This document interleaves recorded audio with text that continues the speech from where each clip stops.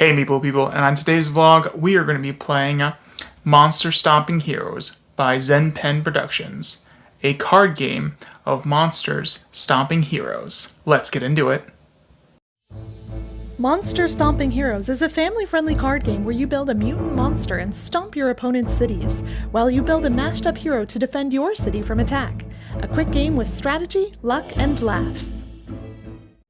Hey Sarah, and hello our Meeple people. So Sarah, what are we playing today? Today we are going to be playing a prototype of Monster Stomping Heroes from Zen Pen Productions. Thank you, Zen Pen Productions. This is a 2 to either 5 or 6 player game. To be honest with you, I'm not really sure which one. On the box it says 2 to 5 players, but in the rules it says 2 to 6.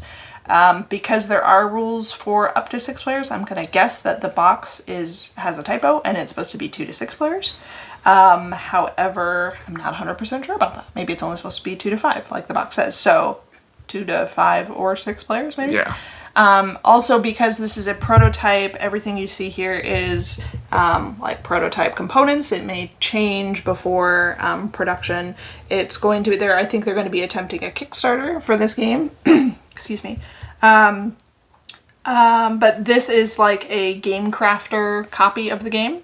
So if you're not familiar with Game Crafter, they do like, excuse me, they do like very small batches of production for games. And I think it's even print to buy. Like, yeah, you can even just do like one if you wanted to, right? And it's typically for people who are working with pre-production copies or prototypes, so that they can get their game out there to people like us, and to playtesters and stuff like that, but they don't have to produce a bunch of it by hand themselves, and they don't have to do enough for a regular print run. So this is like the Game Crafter prototype version, and I would assume based on the rules that this is probably still a little bit a work in progress. Like I said, not only with the player count, but there's a few other areas in the rules that lead me to believe that this is probably still undergoing some playtesting and maybe a little bit of adjusting with some of the final rules. Now, I don't know that to be 100% sure, but I would say that that's probably accurate just based on how the rules are written. And things we ran into. Yeah, and some things we ran into in the game. So, would you like to know how to play? Yes. So in Monster Stomping Heroes, we are monsters, and we are attempting to stomp on the other players' cities. So for example, I am based in the city of London, and I have a monster body and a hero body. My hero is going to protect my city, and my monster is going to attempt to stomp on my opponent's cities and cause chaos. The first person to build 6 city defenses around their city wins the game. And on your turn, it's very simple. You can do one of 3 things. You can either play a card, you can discard your entire hand to draw a new hand of cards, or you can attempt to attack another player's city. So some of the cards that you might be able to play would be related to either your hero or your monster, and I've pulled out a couple so that I can show you.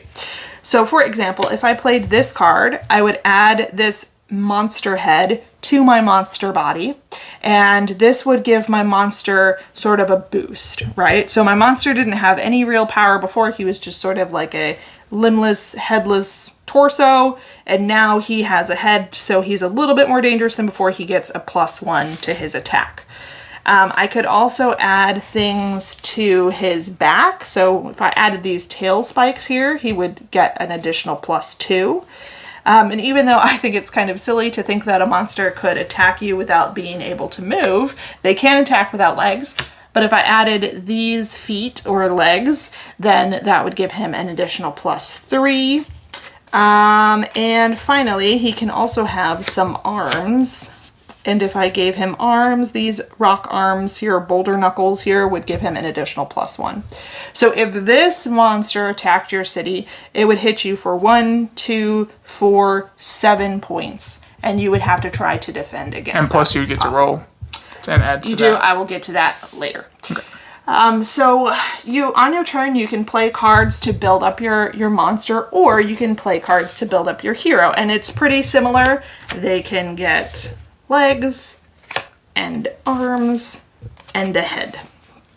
And all of those will increase your stats as well. So now my defense is at 6, right? Yeah, 6. But you can only choose to play one of these cards per turn. So the way that I kind of like built my monster and my hero very quickly, it takes a little bit more time to actually develop those monsters as you play. So on your turn, you can play a card to your monster or your hero.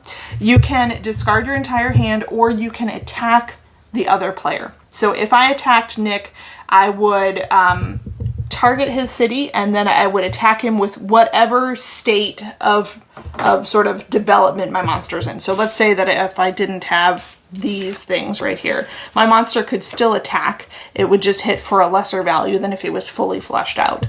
So I would attack for 4, and what I would do is I would take one of these dice right here, and I would roll it, and I would add this value to my attack value. So now I'm attacking for 6. Nick would roll a die as well. Let's pretend that this is his hero, since he doesn't have one built up just yet. So the result of his die was a 3, and then if we add all of the stats of his hero, it would be 3, 6, 8, 9. Well, my sad little monster over here absolutely did not go up against his hero very well. So my monster would not actually be able to stomp Nick's city, but let's pretend that he was a little weaker. Let's say he only had some legs right now. If that were the case, then my monster, which had a total value of 6, would beat Nick's hero, which has a total value of 4. During combat, you can also play some cards to affect the outcome of the battle. This is another area where the rule set isn't exactly clear on how that would work. There's no... like who would go first? Yeah, there's no like priority order, so it's hard to know, does the defender go first? Does the attacker? Does the person with like more points? Does the card itself indicate priority? That's not clear in the instructions. And we did run into a couple of situations where it would have been nice to know what the priority order was, because I really don't want to play this card unless you're not going to play any cards. Yeah. Or like, if you're going to do something, then maybe I'll do this, but only if you're actually going to do something. So are you going to do anything? Well, it's not fair that, you know, I have to do something before you do, and the rules aren't clear about that. So that was one area where the game wasn't 100% clear, is sort of like the priority order of how cards are played during attacks, to sort of, you know, who gets to go first, or who has to go first, or that kind of thing. And can you, could I play like 2 cards in a row if Nick's not going to play any cards, or, you know, that kind of stuff. It was just not 100% clear. And another area that wasn't 100% clear with the battling is, what if there's a tie? So if Nick had 4, and let's give him 5. If he had 5, right? And then I had 5 as well. Who wins? Like, is it just a standoff? Is it a standoff? And then if you play cards in a standoff and it's still a standoff, or if the cards you play create a standoff, then like, who wins? Yeah. So it wasn't clear in the rules. The rules were only clear that if you exceeded the value of the other person's hero or monster, then you win. And if you didn't, if you had less than theirs, then you lost. If you had more than theirs, then you won, but with no indication of like what happens if there was a tie.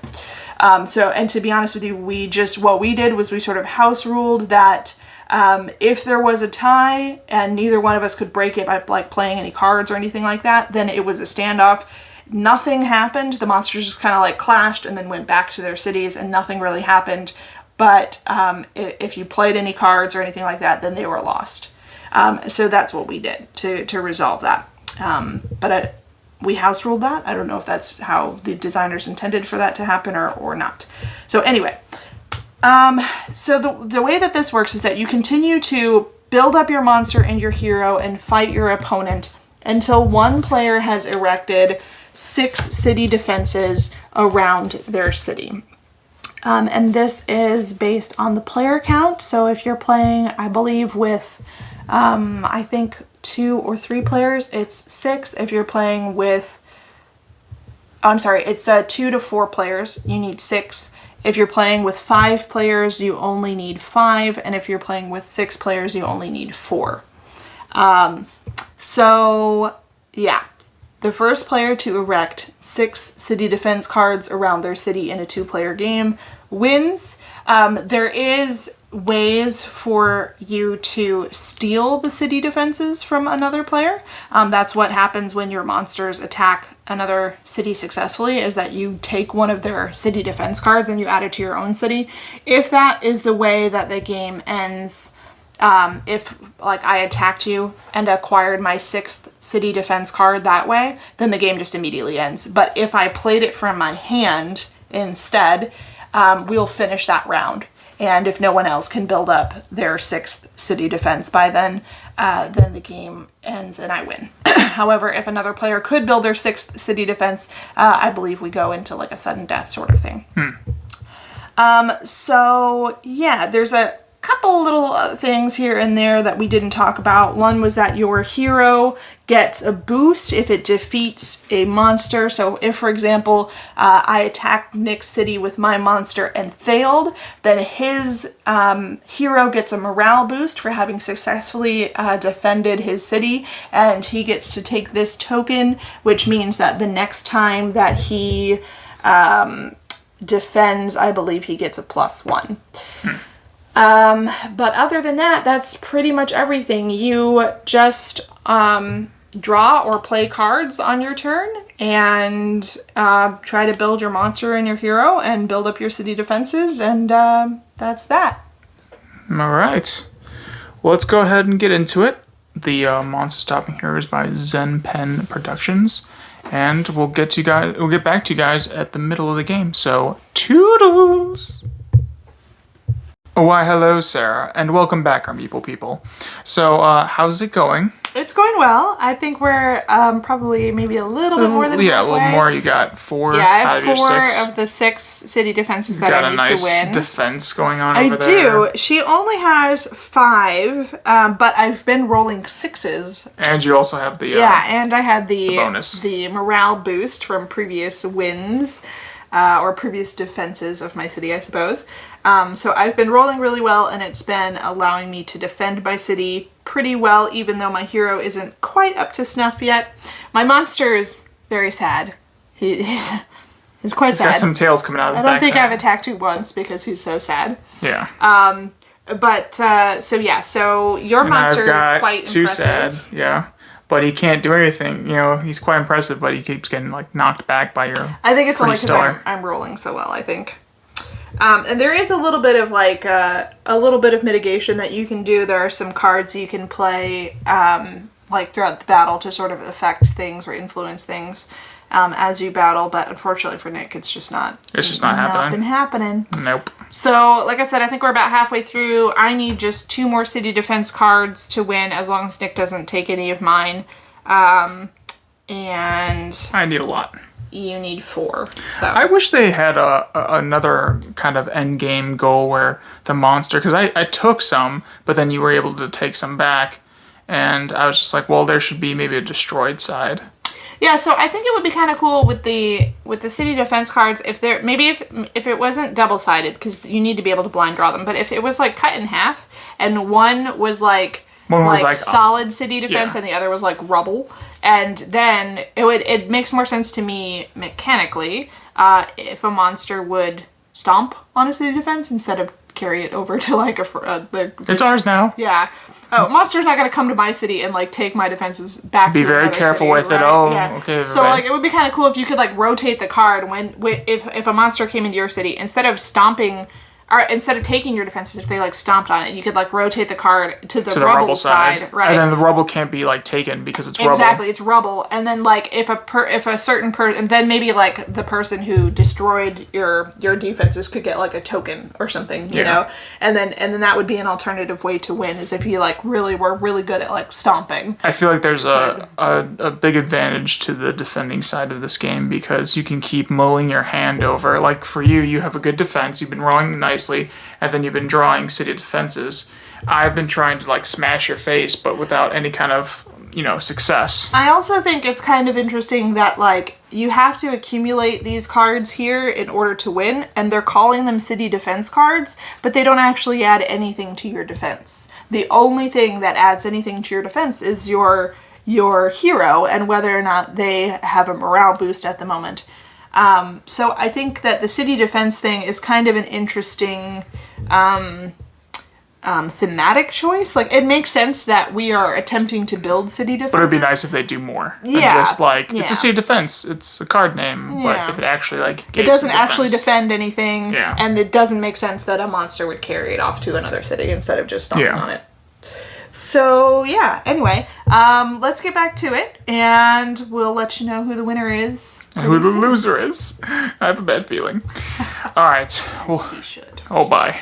All right. Well, we'll get back to it. See you all in a second. All right. Toodles. Hello, Meeple people. And hello, Sarah. Hello. So, we just finished Monster Stomping Heroes by Zen Pan Productions. How'd it go? I stomped face. Yes, very hard. I didn't even really stomp face. I just built up a lot of defense so that you couldn't stomp my face. Yeah, because you were able to skip me with one of the action cards and just play all the cards. And I had like a one-ditch effort of like trying to stop, but then you had a card for that, so... Yeah. So I had 4 city defenses, and then I had 2 city defenses and a skip card in my hand. So I was able to, on my turn, play a city defense card and the skip card, which skipped next turn, and then I got another turn, so I played my second city defense card, which would have been my 6th overall. And then because I played that card directly from my hand instead of acquiring it by taking it from my opponent, Nick had one chance to sort of defend against my 6th defense. And he was going to attack me with his monster, and he probably would have won because his monster is really great, but I had a card that allowed me to say that his monster couldn't actually attack me that turn. That was so that was his one sort of last-ditch effort. Yep, to prevent me from winning. Unfortunately, it didn't go in his way, and I lost. And I won. And I only had 2. We were talking about it. I think that there are some interesting things happening here, and I think that if there were a few adjustments, it could make the game a little bit more interesting or more fun. Like we were saying at the midpoint, if the city defenses were, both rubble and defense, and players could either choose to build up their defenses or try to knock other people's down and accumulate points that way, I think that would be more interesting. We also were talking about... Help me remember, Nick.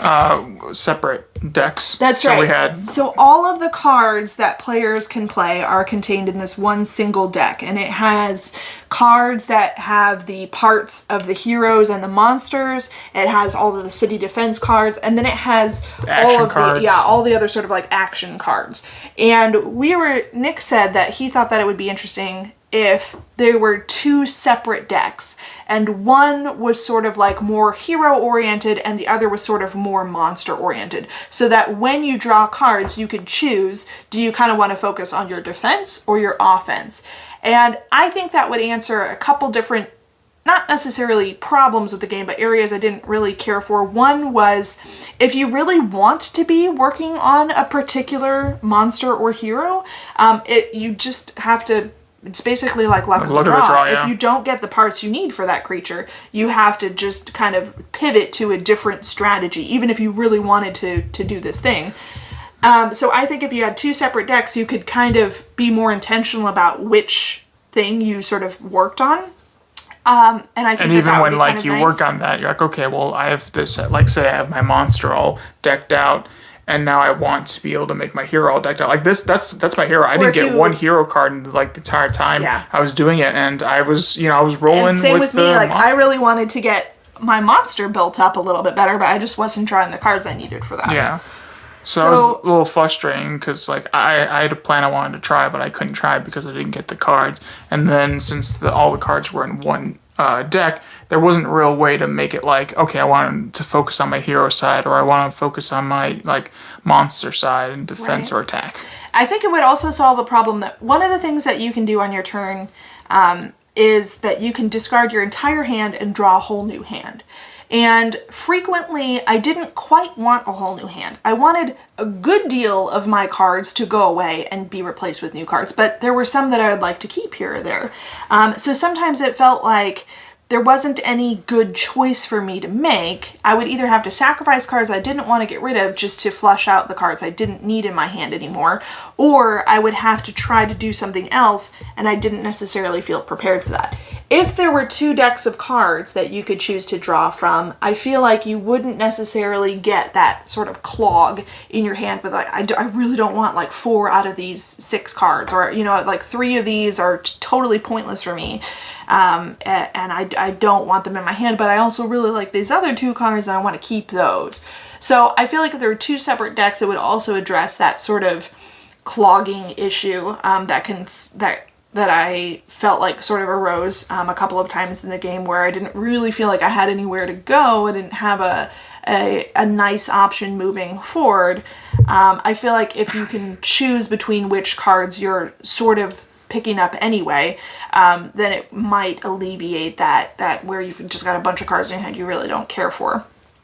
I think the best way to do this would be to make a hero deck and a monster deck, and then make the parts of each creature in its own separate deck, right? So like all of the parts for the hero would be like in the hero deck, all the parts for the monster would be in the monster deck, and then intersperse the action cards that relate to those things. For example, like with the training accident that I played on Nick, this allowed me to block his monster. So this is sort of a defensive card. So I would say that should go in with the hero deck, right? And then other cards where they're like more offensive, or they're about like directly attacking your city or that kind of thing, then I think that those should go in sort of like the monster deck, right?